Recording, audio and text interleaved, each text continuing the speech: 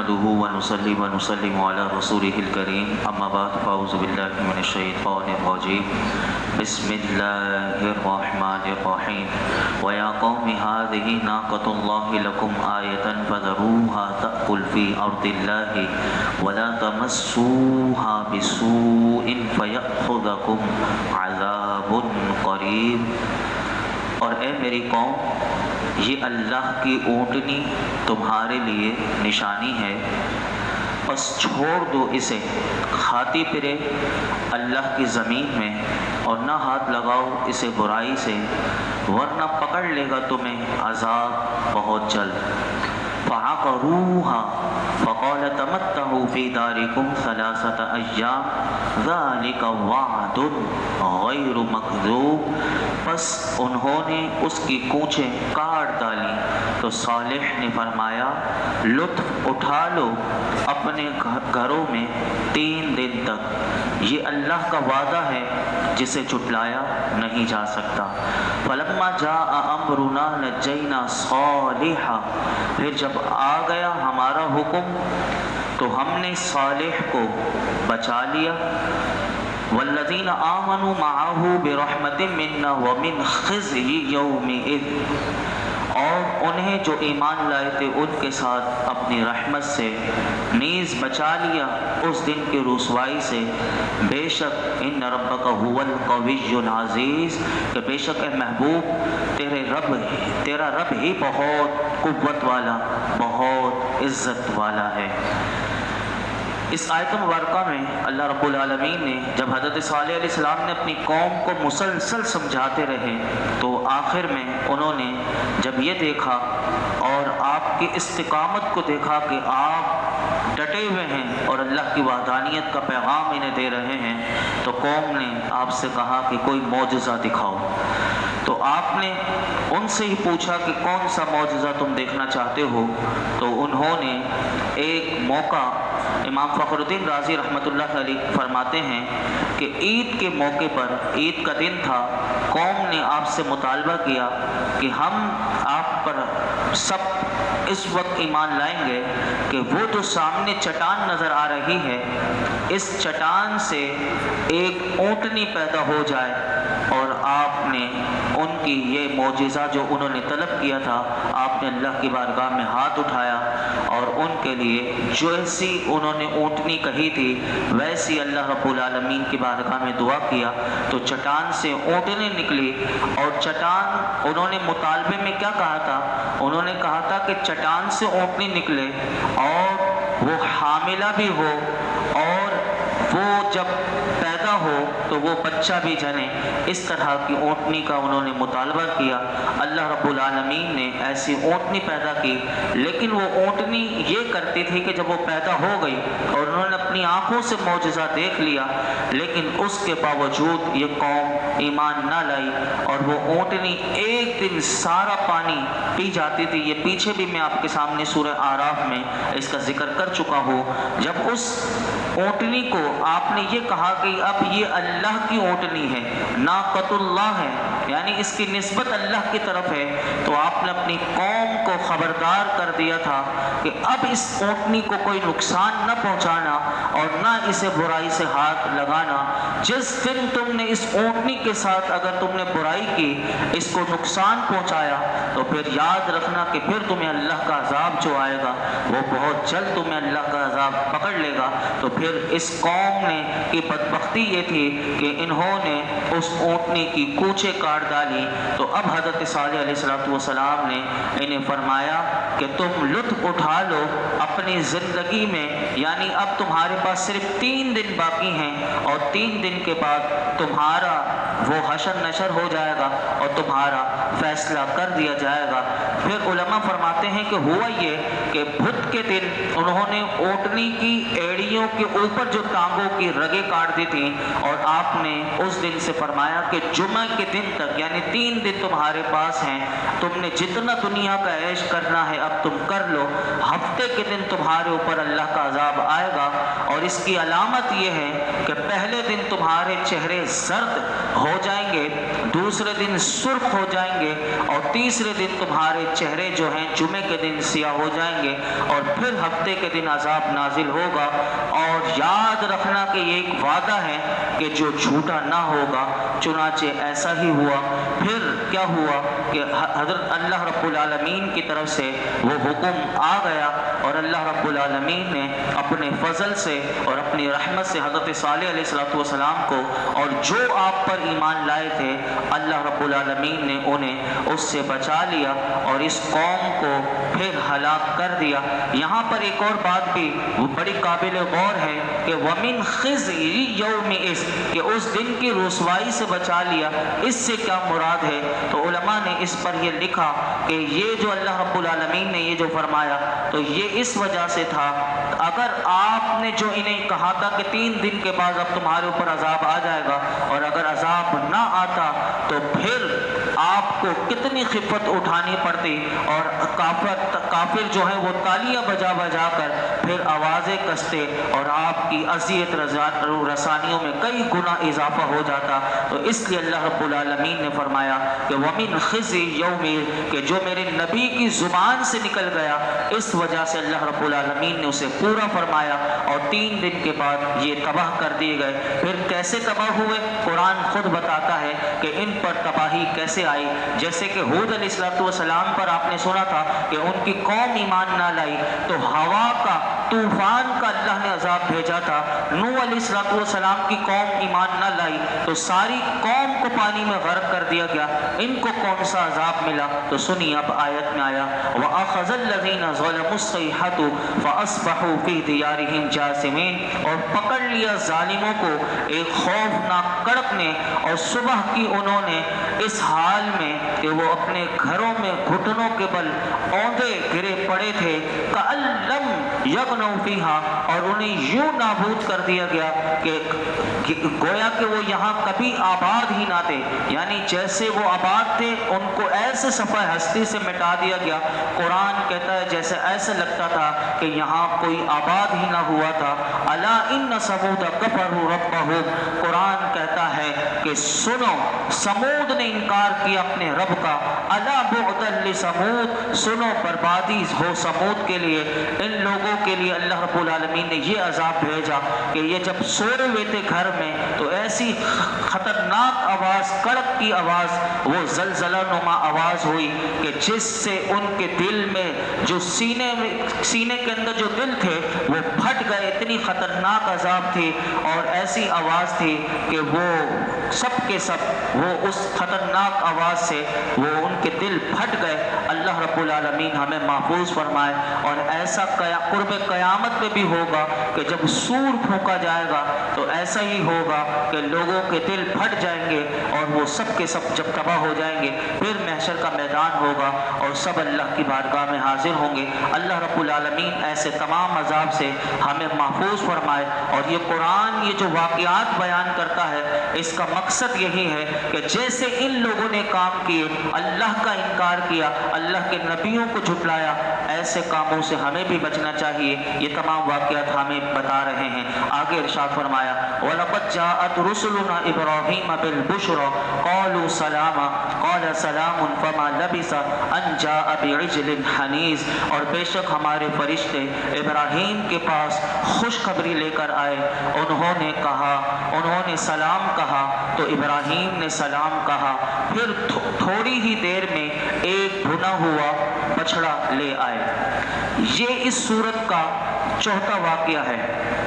اس آیت کا خلاصہ یہ ہے کہ سادہ روح نوجوانوں کی حسین شکلوں میں فرشتے حضرت ابراہیم علیہ السلام کے پاس حضرت اسحاق اور حضرت یعقوب علیہ السلام کی پیدائش کی خوشخبری لے کر آئے۔ فرشتے جب آئے تو وہ حسین شکلوں میں آئے اور لباس بشری میں آئے۔ جب وہ آئے تو انہوں نے سب سے پہلے سلام کیا۔ حضرت ابراہیم علیہ السلام نے ان فرشتوں کے سلام کا جواب سلام سے دیا۔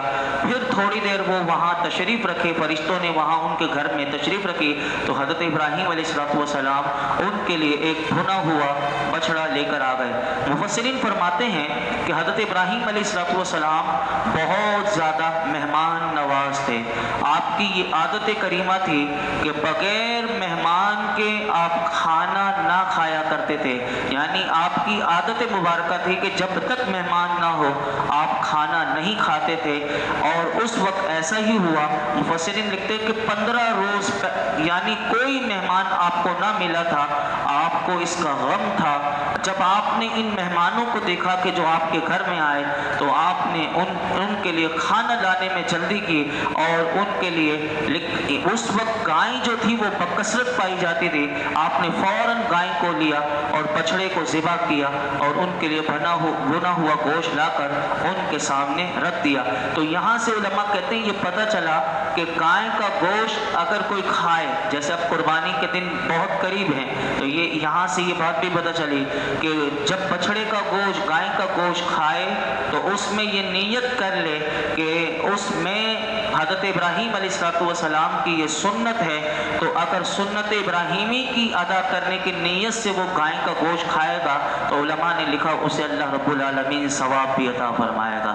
یعنی یہ بات بھی پتہ چلی۔ اور اس آیت سے 4 باتیں اور پتہ چلی، وہ یہ کہ انبیاء کرام علیہم السلام کی ولادت بہت شاندار ہوتی ہے، وہ بعد میں آتے ہیں لیکن ان کی بشارتیں پہلے آتی ہیں۔ جیسے ابھی آپ نے سنا کہ حضرت اسحاق اور حضرت یعقوب یہ دنیا میں آئے نہیں تھے، لیکن ان کی بشارت اللہ رب العالمین نے پہلے عطا کر دی کہ فرشتے اس صورت میں آئے کہ انہوں نے حضرت ابراہیم علیہ السلام کو بشارت دی کہ اللہ آپ کے ہاں ایک بیٹا پیدا کرے گا اور اس کا نام اسحاق ہوگا، اور پھر اسحاق کے یہاں بیٹا پیدا ہوگا، اس کا نام یعقوب ہوگا، یعنی وہ آپ کا پوتا ہوگا۔ اور یعقوب علیہ السلام کو آپ جانتے ہیں کہ یہ یوسف علیہ السلام کے والد ہیں۔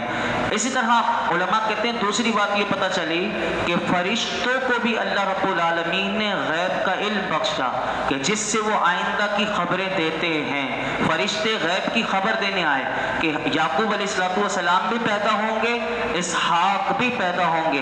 اب ایک تو ہے کہ وہ کب بڑے ہوں گے، پھر ان کی شادی ہوگی، پھر اسحاق یعقوب علیہ السلام پیدا ہوں گے، یعنی یہ فرشتوں کو بھی اللہ رب العالمین غیب کا علم عطا فرماتا ہے۔ تیسری بات جو اس آیت سے پتہ چلی وہ یہ کہ ملاقات کے وقت سلام کرنا، السلام علیکم کہنا، یہ سنت ملائکہ بھی ہے اور سنت انبیاء بھی ہے، یعنی سلام کرنا یہ فرشتوں کی سنت بھی ہے۔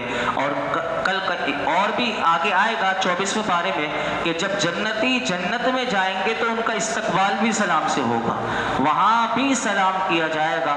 اور اسی طرح یہ بھی بات یہاں سے پتہ چلی کہ سنت یہ ہے کہ آنے والا سلام کرے، یعنی یہ نہیں کہ جو بیٹھا ہوا ہے وہ سلام کرے سامنے جو آیا۔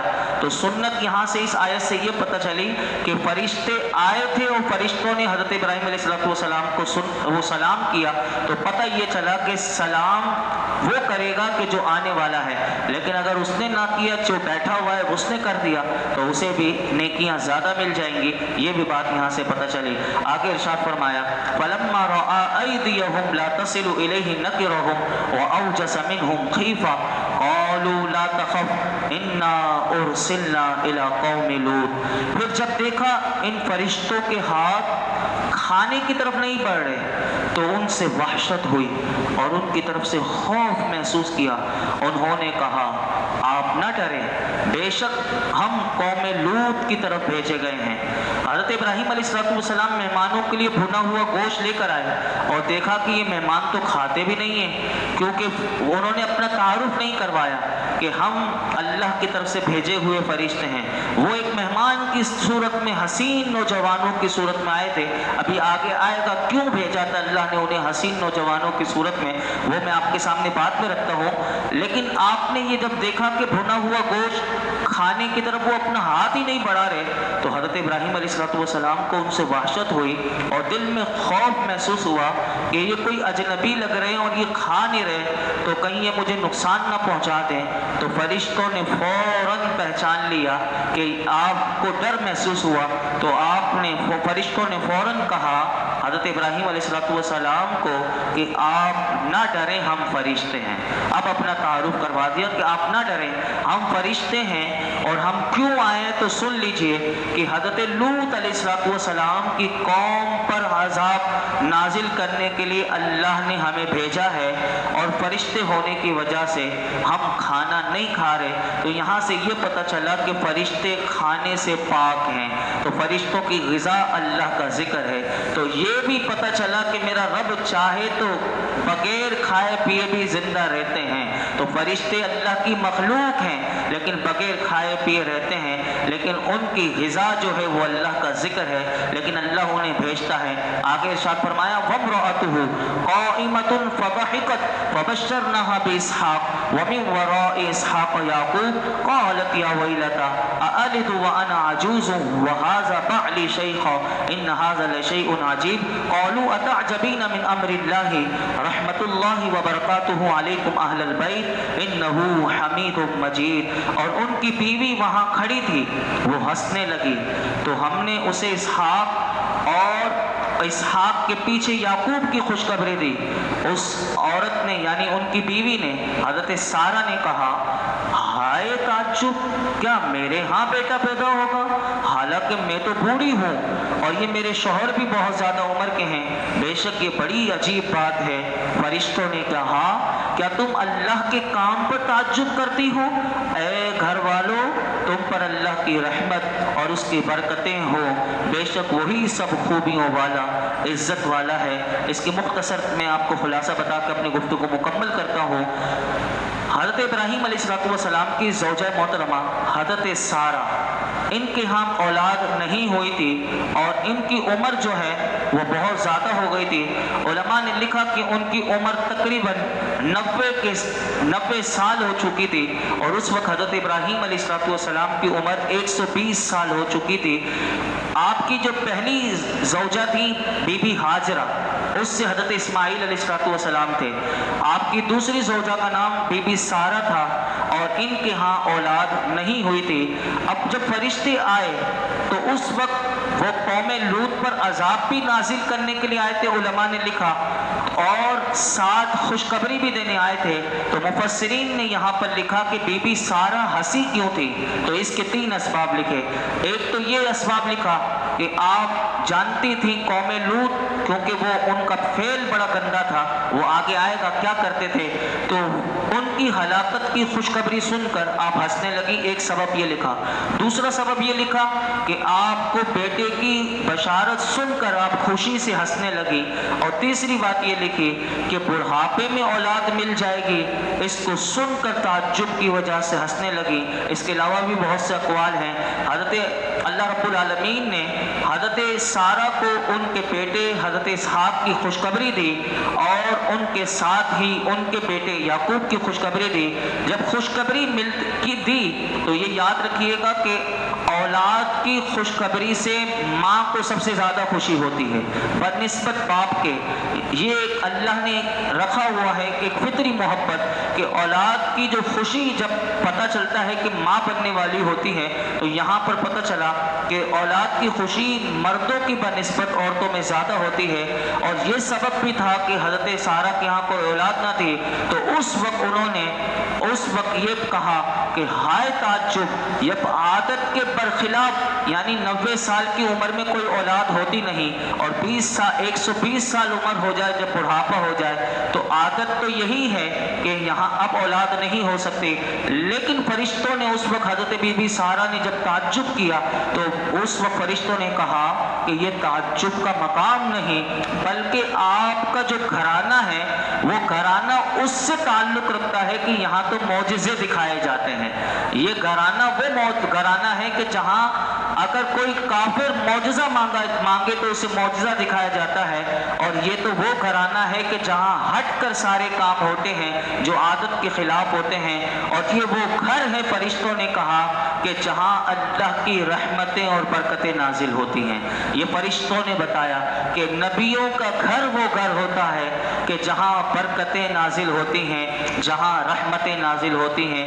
تو اس سے یہ پتہ چلا کہ غور کیجئے، جہاں آج ان کے مزار ہوں تو وہاں اللہ کی کیسی رحمتیں برستی ہوں گی۔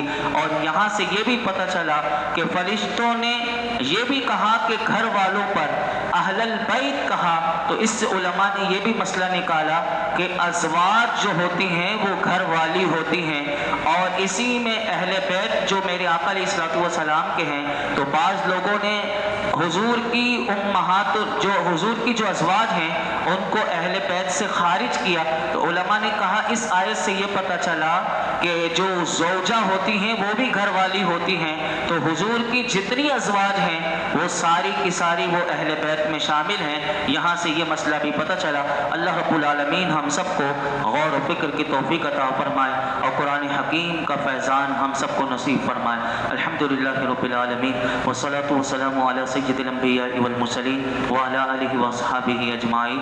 کہ اللہ پاک جو کچھ ہم نے سنا ہے اس میں کوئی غلطی کوتاہی ہو معاف فرما، اپنی بارگاہ میں قبول فرما، ہم سب کو قرآن حکیم کا فیضان عطا فرما، اس میں غور و فکر کی توفیق عطا فرما، ہر قسم کی تباہی بربادی زوال نعمت سے، تیری ناشکری سے، تیری نافرمانیوں سے اللہ ہمیں محفوظ فرما۔ یا رب العالمین جن قوموں کے ہم حالات تیرے قرآن میں سن رہے ہیں، پڑھ رہے ہیں، میرے مولا وہ تمام کام ہمیں کرنے سے محفوظ فرما، ہمیں اپنی رضا عطا فرما، اپنی فرما برداری کی توفیق عطا فرما، اپنے اور اپنے حبیب کی اطاعت کی توفیق عطا فرما، تیرے محبوب کا سچا غلام بنا دے۔ یا اللہ ان حج کے ایام کا صدقہ مولائی کریم حضرت ابراہیم علی نبینا وعلیہ الصلوۃ والسلام کا ذکر پاک شروع ہوا، یا اللہ آج سے حج کے ایام بھی کل سے شروع ہو جائیں گے۔ میرے مولا حضرت ابراہیم علیہ الصلوۃ والسلام کی برکت سے، ان کے صدقے میں، ان کے وسیلے سے اللہ ہمیں ہر سال حج مبرور مقبول کی سعادت عطا فرما، عمرہ مقبول کی سعادت عطا فرما۔ اپنے محبوب کے صدقے میں آج تک ہم نے جتنی دعائیں کی ہیں آئندہ کریں گے، سب دعاؤں کو قبول فرما۔ وصلی اللہ تعالی علی خیر خلق محمد وعلی آلہ وصحبہ اجمعین۔